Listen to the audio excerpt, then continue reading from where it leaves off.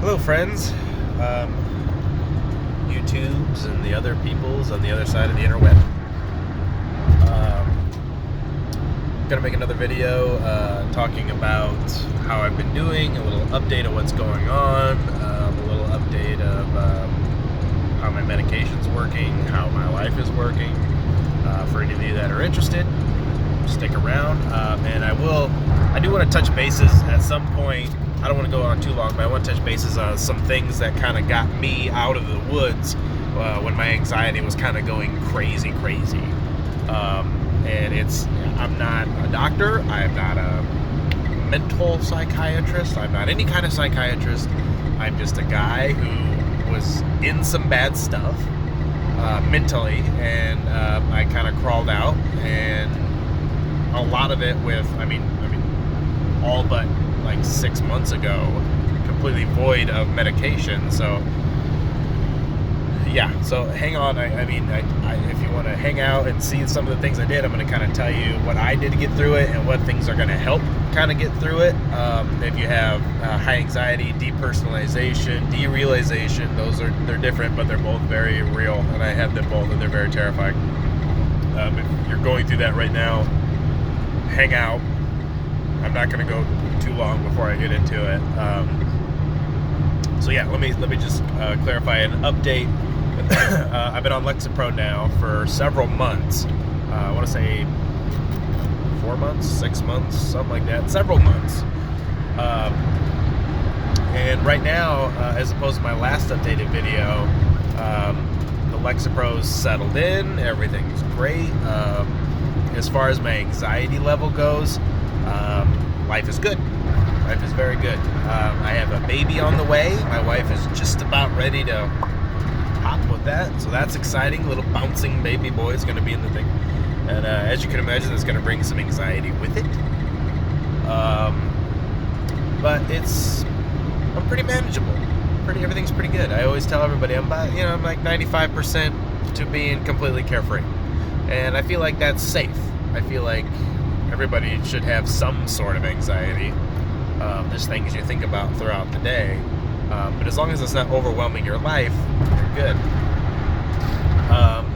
So yeah, that's why everything's been good. Been about 95%. I'm not saying that things are perfect, because they're not. Nothing's perfect for anybody. And I do get tired of seeing videos, because I try to stay up on things and monitor what other people are doing, so I can kind of, if there's good traits, I can add those into what I do. And I do get frustrated with seeing the videos of the people that are just so sparkly and everything is so great. It was some wonderful choice. Everything is so fantastic. And then like 2 weeks later, they make another video going, okay, it's not as fantastic as I thought it was, and here's why. I'm going to be very honest with you. It's not perfect. But it's to a level where it's good and it's safe. And most days, I don't think about anxiety. I don't think about dying. I don't think about health problems and all that stuff that I'm sure you guys are very familiar with. So as you know, 10 milligrams Lexapro has done it for me. That doesn't mean it's going to do it for you. You got to find what works best for you. I tried Zoloft. I also tried, what was that stuff called? Citalopram. As the generic version. I'm not sure what it is otherwise. I'm sure you guys can comment it down below. Neither of those kind of really worked for me. Not that they're not a good drug, because they're a good drug. They've been around for a good long time. They've been tested, tried and true. But it just didn't work with me personally. I felt medicated. I felt groggy. I felt like a zombie. Like, I don't like feeling like a zombie. I don't want to feel medicated. Okay, sorry if the road's kind of loud. I'm on the bypass. So the Lexapro, got on the Lexapro, I don't feel medicated, I don't feel groggy, don't feel lethargic. I just feel like normal Aaron, which is good. That's where I want to be. That's the guy I like, and that's the guy I want to stick with. So if you have any questions about that, I'll try to help you as best I can in the comments. But now it's reverting over to going into the things that I did to get myself out of depersonalization, derealization. basically what I did is I tried to figure out all the things that stress me out. And I tried to think of even the small things that would stress me out. So a lot of times when you have high anxiety, your family members, your friends, people that care about you, though they're coming from a good place, they ask you, they go, well, what are you stressed out about? Or they'll say, oh, well, what could be stressing you out? Like, life's just honky-dory all the time. It's kind of hard to tell people because they say, well, what is it? And I always tell people the exact thing is, imagine I gave you a hammer and you're holding the hammer, and I go, okay, now hold this hammer. And then you're holding two hammers, and then I hold this hammer. Pretty soon you have a big handful of hammers, and you're about to fall down with all these hammers, and somebody goes, okay, well, which hammer is bothering you? You're going to look down at them and go, I don't know, all of them, every one of them. You know what I mean? Like, it's hard to say what is bothering me. So I decided that I was going to get all that stuff in check, okay? Starting with the big things that were more noticeable in my life, things like finance, things like, if I was upset with some friends, or things that could be, directly involve me having anxiety or thinking, occupying my mind with how to fix things. So what I did to start with is I started with my finances, because finances, they are everybody's, good and bad, you know what I mean? So what I did to start with is I started reading a book called The Richest Man in Babylon. I actually didn't read it at first. I listened to it on audio tape on my phone. It was like a read book thing. And I've listened to that thing probably 10 times. And basically it just tells you how to save money, how to set aside money for yourself. It's one of the top books on how to get financially stable. So I just listened to it while I worked. I have that luxury. Or I listen to it in the car. And it basically taught me some great things to do as far as putting 10% of everything you earn aside. Not into a fund to buy a car, not into going into food, not into going into the house. Just 10% of everything that you earn goes into a separate jar or whatever in the house. If you need to take it to a safety deposit box, do that. If you need to leave it at your parents' house, like my dad has a safe, a big giant safe, and I got to go to his house if I wanted to get to it. So you make it hard for yourself to get to that 10%. But you always put the 10% away as soon as you get paid. Not after the bills are paid, not after this.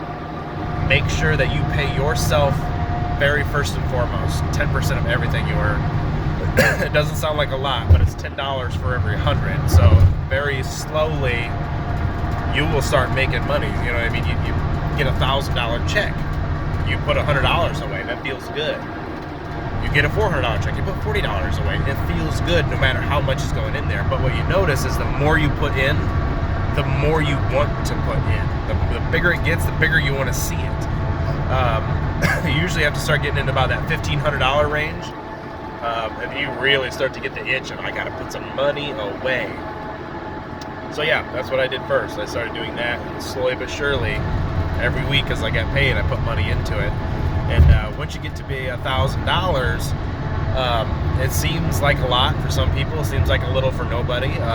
But once you get to that point, now you can breathe a little easier, because now you have a backing. You have safety money. If something goes wrong, I'm safe. The dog has to go to the vet and it's $300. I'm safe. I got it. Okay. If a gas pipe blows downstairs and it doesn't blow your face off, well, now I have $1,000 to kind of figure that out. Plumbing goes bad. Whatever it could be that you would need money for, you have $1,000 cushion to make sure that you're safe. Plus, $1,000 plus, not just 1,000. You know what I mean? Keep going. And if you don't use it on anything, don't use it on anything. Just let it build. See what I'm saying? It's great. So you make $50,000 a year. Wait 10 years, you have $50,000. See what I'm saying? That's awesome. Okay, so that was the first thing I did.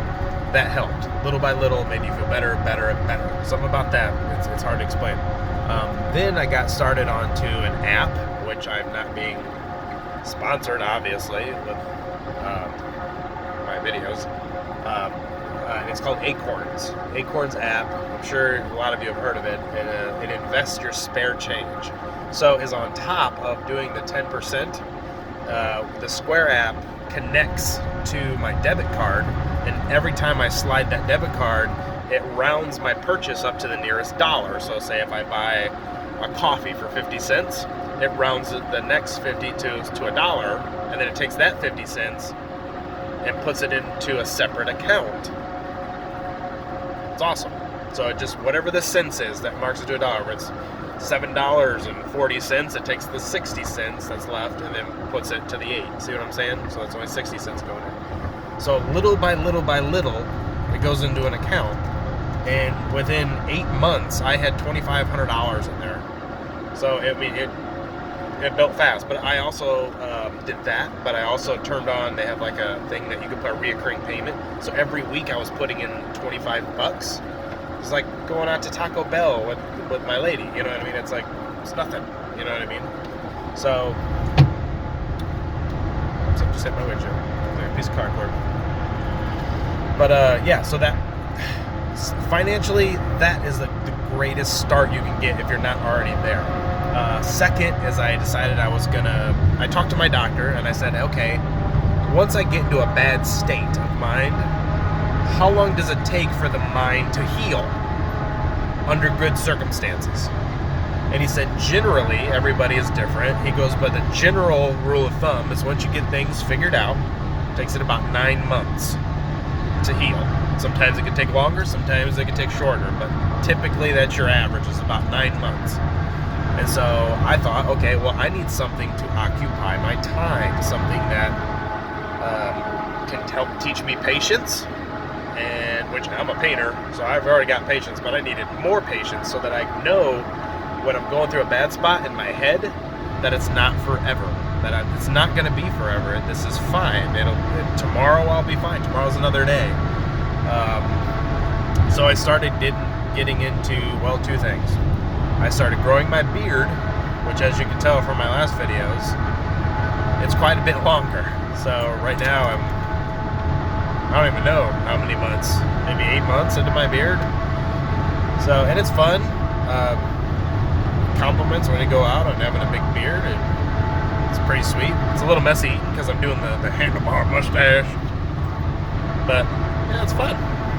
It's cool. Something to do. If you're a guy, I always say, if you're a guy and you can grow facial hair, or if you think you can't, a lot of guys can, but they think they can't, try to grow a beard. At least once in your life. Everybody has a different length that's considered their terminal length where it'll stop.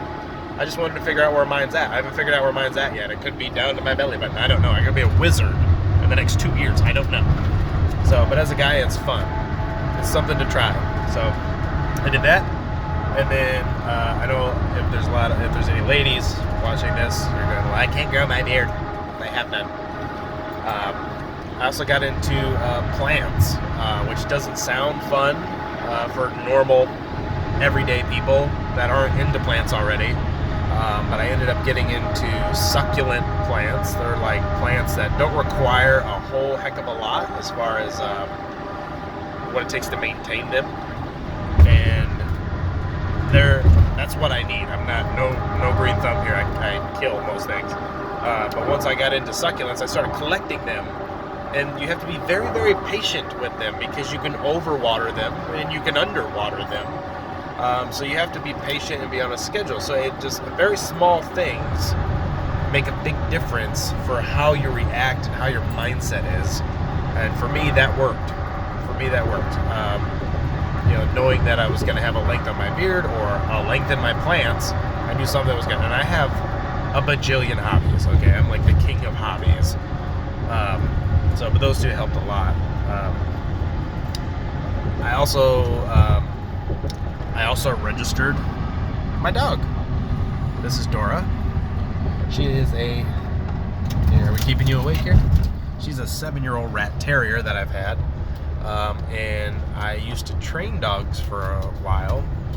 Nothing crazy training, just like obedience training and stuff like that. So I more or less just trained her to be an ESA dog, which is an emotional support animal. She goes to work with me. I don't take her into people's houses. Yeah, I'm talking about you. And I don't take her into restaurants. I don't take her into grocery stores, anywhere where it's not sanitary. But anytime that I was having a moment where I thought I might freak out or something might go wrong, I might have to help you. Come here. Anytime this happens, boom, I've got a friend. And she loves me. And I love her. So we make a great team. So yeah, I mean, I recommend that. I don't recommend you taking them into stores a two-lot because it can be kind of hairy if you have someone that really has a service dog. She isn't technically a service dog. She's an emotional support animal. There's a difference. She is not trained in a lot of specific things that those dogs are trained in. And I don't want to put her around those dogs because I don't want to distract those dogs while they are at work. But as far as going to work, being in my truck, she goes with me to Lowe's, PetSmart, any of the Home Depots and stuff. A lot of times they'll accept pets as far as dogs going in. Rural King, Tractor Supply Company, all these places. So she can go to me quite a few places. And it's just like having my little buddy there if I ever need her. I'm at the point now where I don't have to have her. I'm totally fine all day without her, just like I was before. I started having really bad anxiety problems. But now it's kind of gotten to the point where my customers know about her, and she just hangs out. It'd be weird if she didn't come at this point because she's my little road companion, you know. So yeah, and she doesn't hurt anything going out. And plus that she gets treats everywhere she goes. So yeah, so she was the other thing.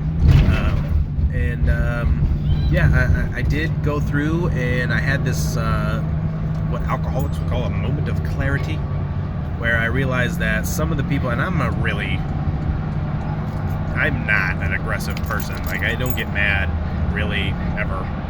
I'm usually just kind of the jokey kind of guy. But I went through and I would text my cousins, my friends, my family, whoever was important to me. I would text them at least once a week. And as corny as it sounds, I would just say, hey, I just wanted you to know that I love you and you're my best friend, or that I love that you're my cousin. I just love you and I hope everything's going good. And that's all I would say. And of course they would always respond with, hey, I love you too, blah, blah, blah. Weird going. So that was a big thing too. Just kind of reaching out all the time. It's nice because you know that people love you as well. By the way, that's a hair. It's not a booger. Looks like a booger in the camera. Hair. So yeah, that was a big thing for me. But yeah, I don't want to carry this video on too long. That also a medication. I always say medication, if you need it, get it. Don't kind of wait around.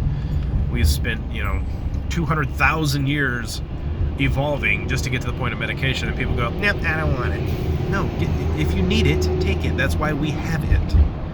If you have a personal reason, if you just don't like to take medication, that's fine. If you have a religious background or an immoral background to it, fine, don't take it. But if you're just sitting on the fence like, oh, I don't know. I mean, I don't know what it can do for me. Well, you don't know until you try. Get up and try. Just go for it. You got this. You've got this. I had a person comment on my last video, and they were telling me that they were having a lot of problems getting out of the house and getting back into community. And I mean, if you're asking my opinion on that, I would say if it were me and I was in that situation, what I would do is I would take that slow. I wouldn't by any means just go full force, bam, go to the mall and, you know what I mean, rip my shirt off and go, ah! You know what I mean? I'm not going to do that. But what I would do is I would take baby steps, because, I mean, if people underestimate what they can do in a short amount of time. People always overestimate what they can do in a year and underestimate what they can do in 10 years. I'm not saying that it's going to take you that long, But what I would do is every day I would have a different step. Okay, so the first step is going out the door. Obviously that's an easy one there. I'm under a bridge right now in Indiana. We don't really have many bridges that's like this. And then the next day I would go get in the car and sit in the car. Don't go anywhere. Sit in the car. Just hang out. Listen to music. Relax yourself. Try to take a nap in your car. That's what I would do. I would try to take a nap in my car. The next day I would get somebody, and like a friend or my wife or whoever, and I would have them get in the car with me, and then I would have them drive me around the block several times until I'm okay riding around that one block. And then I would drive around the next block the next day. These are incremental steps of how to do it. Slowly but surely you're getting a little further, a little further, a little further. When the water's cold, you don't jump in. You stick your toe in first, and then slowly your foot, and then you know how we do it. Some people are the type of people to just jump in all first. Those are the people that are at the mall with their shirt off. I'm not necessarily that way all the time, especially when it comes to anxiety. Most of the time, I am that way with a lot of things, but with anxiety, it's a little bit different.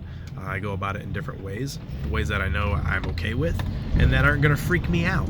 Because if I go to the mall and I rip my shirt off and go, ah, that's gonna freak me out and a bunch of other people, and then I'm gonna feel like an idiot, and the whole thing's void. So, but yeah, that's what I would do. Baby steps, fake it till you make it, basically. And like I tell everybody with anxiety, never be afraid to do it wrong. Always do it wrong. People always say, what if I do this wrong? What if this goes wrong? What if that? Do it wrong. Do it wrong. What's the worst that's gonna happen if you do it wrong? Just do it wrong. You gotta do it wrong to practice being in good, practice doing it right. You see what I'm saying? So not to get, too motivational, but do it wrong. Even if it's bad, even if things go wire, do it wrong. You know what I mean? If it's a safety thing, don't do it wrong. If you're working on electrical stuff at home or, natural gas, don't do that wrong. But every other thing, as far as anxiety, getting back out there, do it wrong first. And then everything right will come after. Okay, if you have any questions, leave them in the comment. Feel free to subscribe. I'm not getting any kickback for anything, so it's basically if you want to see another video. If you have any comments, I do my best to just try to stay on that between work, and I will answer them as best as I can. And yeah, you're good to go. All right, well, you guys have a wonderful day, and keep on keeping on.